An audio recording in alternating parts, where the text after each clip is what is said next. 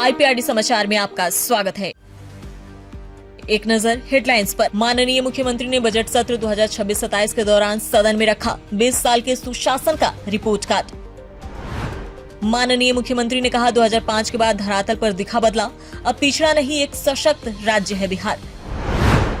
माननीय उप मुख्यमंत्री सह गृह मंत्री से राष्ट्रीय रक्षा अकादमी डेलीगेशन की मुलाकात, प्रस्तावित डिफेंस कॉरिडोर पर हुई अहम चर्चा। अब खबरें विस्तार से। माननीय मुख्यमंत्री श्री नीतीश कुमार ने बिहार विधानमंडल में बजट सत्र 2026-27 के दौरान माननीय राज्यपाल के अभिभाषण पर धन्यवाद देते हुए कहा कि जहां 2006 में प्राथमिक स्वास्थ्य केंद्रों में महीने भर में केवल 39 मरीज आते थे, आज यह आंकड़ा 11,600 के पार पहुंच गया है। पहले राज्य में 6 मेडिकल कॉलेज थे, अब बढ़कर 12 हो गए हैं। साथ ही 27 जिलों में नए मेडिकल कॉलेज का निर्माण कार्य जारी है। माननीय मुख्यमंत्री श्री नीतीश कुमार ने बिहार विधानमंडल में बजट सत्र 2026-27 के दौरान माननीय राज्यपाल के अभिभाषण पर धन्यवाद देते हुए कहा कि सरकार का एकमात्र लक्ष्य न्याय के साथ विकास है। 2005 के बाद से बिहार में जो बदलाव आए हैं वे धरातल पर दिख रहे हैं और अब बिहार पिछड़ा नहीं बल्कि उभरता हुआ राज्य है। राज्य सरकार का ध्यान अब युवाओं के कौशल विकास और तकनीक आधारित शिक्षा पर है। उन्होंने कहा कि 7 निश्चय योजनाओं के माध्यम से हर घर नल का जल और पक्की नली गली पहुंचाने का काम पूरा किया गया है। माननीय उप मुख्यमंत्री सह गृह मंत्री श्री सम्राट चौधरी ने पटना स्थित अपने आवासीय कार्यालय में राष्ट्रीय रक्षा अकादमी के उच्च स्तरीय प्रतिनिधि मंडल से मुलाकात की। इस बैठक के दौरान बिहार में प्रस्तावित डिफेंस कॉरिडोर की संभावनाओं और विकास के विभिन्न तकनीक पहलुओं पर चर्चा की गई। उन्होंने कहा कि डिफेंस कॉरिडोर के जरिए बिहार को जल्द ही एक बड़ी सौगात मिल सकती है। यह राज्य की अर्थव्यवस्था को मजबूती प्रदान करेगी, साथ ही रक्षा तैयारियों में भी बिहार की भूमिका को सुनिश्चित करेगी।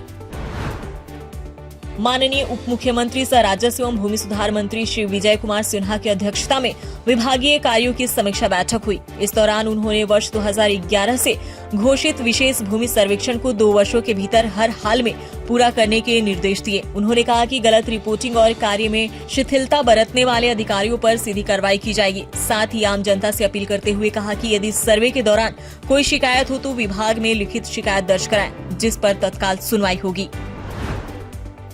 माननीय उद्योग मंत्री डॉक्टर दिलीप कुमार जायसवाल ने अपने कार्यालय में विभागीय योजनाओं के क्रियान्वयन की समीक्षा बैठक की। उन्होंने बिहार के युवाओं और उद्यमियों को आर्थिक रूप से सशक्त बनाने के लिए 6 फरवरी से 12 मार्च तक राज्यव्यापी ऋण स्वीकृति एवं वितरण अभियान शुरू करने का निर्देश दिए। मालूम हो कि विभाग द्वारा आयोजित इस विशेष कैंपों में PMFME, PMEGP और प्रधानमंत्री विश्वकर्मा योजना जैसी महत्वपूर्ण योजनाओं के तहत लाभार्थियों को लोन दिया जाएगा। इस अभियान में जिलाधिकारियों के साथ बैंकों के वरीय अधिकारी और जीविका दीदियां भी शामिल होंगी। बिहार सरकार के कृषि विभाग द्वारा 6 से 8 फरवरी तक पटना के गांधी मैदान में 3 दिवसीय बागवानी महोत्सव का आयोजन किया जा रहा है। माननीय कृषि मंत्री श्री राम कृपाल यादव ने किसानों, युवाओं और उद्यमियों से इस महोत्सव में शामिल होने के लिए अपील की है। इस आयोजन का मुख्य उद्देश्य बागवानी क्षेत्र में नवीनतम तकनीकों, प्रसंस्करण और विपणन की आधुनिक प्रणालियों से लोगों को रूबरू कराना है। महोत्सव में मशरूम, शहद, बोनसाई, औषधियां, पौधों और कलात्मक पुष्प सज्जा की आकर्षक प्रदर्शनी भी लगाई जाएगी। पटना के जिलाधिकारी डॉक्टर त्यागराजन SM द्वारा फार्मर रजिस्ट्रेशन एवं फार्मर ID निर्माण कार्यों में प्रगति की समीक्षा की गई। उन्होंने संबंधित अधिकारियों को अधिक से अधिक किसान बंधुओं की शिविरों में सहभागिता सुनिश्चित कर कैंप्स का सफलतापूर्वक आयोजन करने तथा एग्री स्टैक परियोजना के अंतर्गत फार्मर रजिस्ट्री के कार्यों में लक्ष्य के अनुरूप प्रगति लाने के निर्देश दिए। उन्होंने निर्देश देते हुए कहा कि इसमें किसी भी प्रकार की शिथिलता या लापरवाही बर्दाश्त नहीं की जाएगी।